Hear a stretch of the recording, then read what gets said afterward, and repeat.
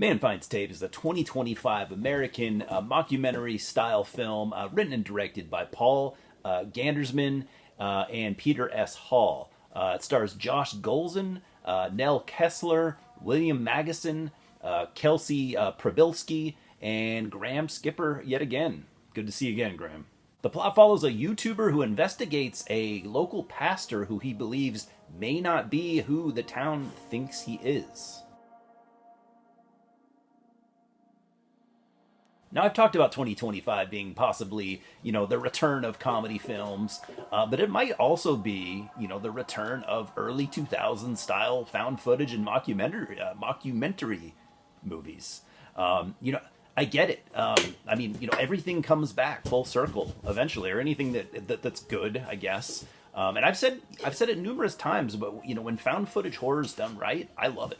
The low budget look, the actors you don't really recognize, the more intimate feel. I just like it when it works.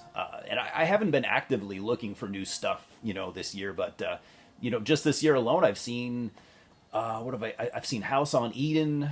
I saw Strange Harvest and Shelby Oaks, all three that I've reviewed, and now Man Finds Tape, and none of which I liked, quite as much as Frogman from last year, but it's still cool to see people, excited about the style again. And this was the feature-length directorial debut of Gandersman and Hall, actually, with the backing of some pretty big names like Kristen Bell, Justin Benson, and Aaron Moorhead through their production company, and C. Robert Cargill.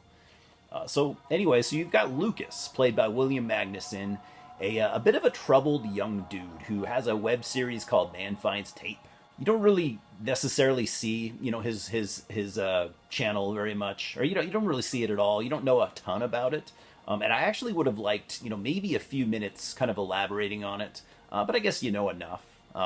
It's pretty much a series where he finds videotapes, and it focuses on the creepy ones. I guess there's probably a lot of YouTube channels that actually do that. But one day, he stumbles upon, one tape like he's never seen before.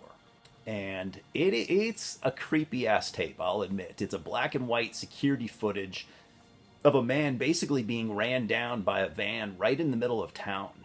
But the strangest part is that nobody around him seems to even notice, not even the driver of the van. So he FaceTimes his sister Lynn, played by Kelsey Pribilski, to show her the video. But, as it plays, he loses consciousness. And Lynn is a filmmaker, and Lucas is asking, for her help. And you can tell that their relationship is, just a little bit strained.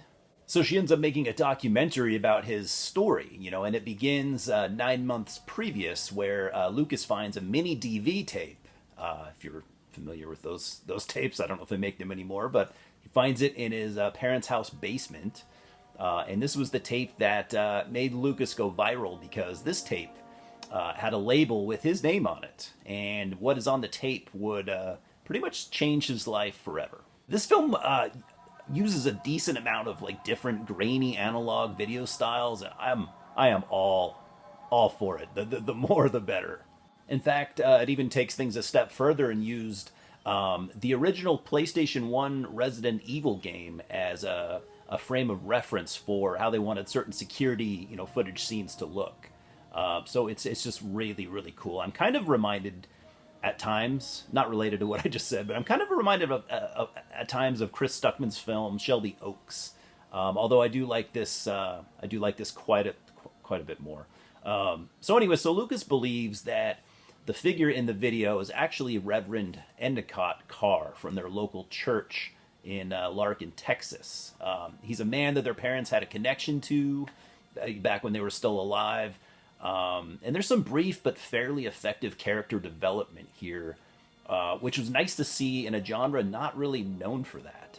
There's also a surprising amount of emotion at times.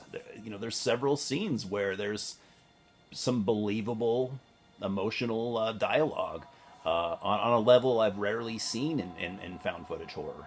And it's also something I don't expect, so it's a nice added bonus, I guess you could say.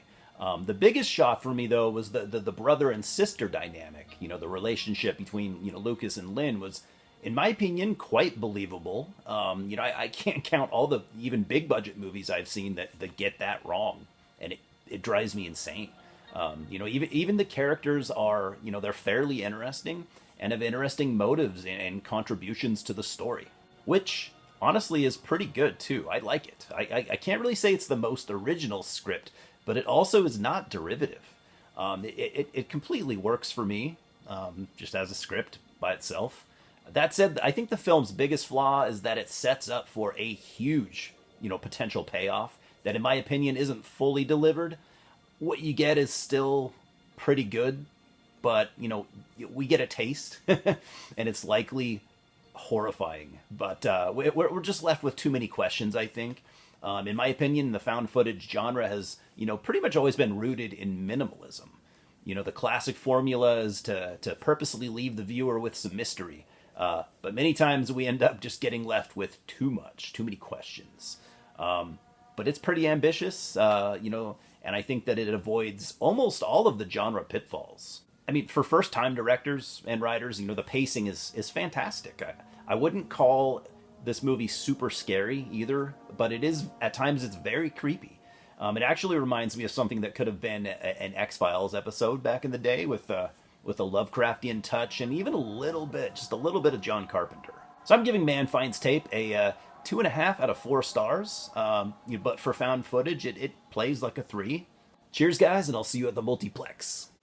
Subscribe right now, please.